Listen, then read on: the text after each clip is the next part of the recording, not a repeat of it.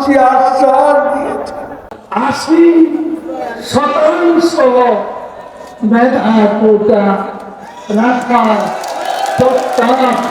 কোটা ছাত্র আন্দোলন থেমে গেছে।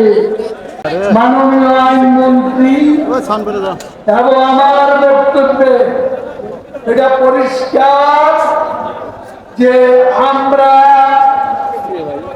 আগামী রোববার দেশের সর্বোচ্চ আদালতের শুনানিতে কোটার ব্যাপারে আমাদের সিদ্ধান্ত।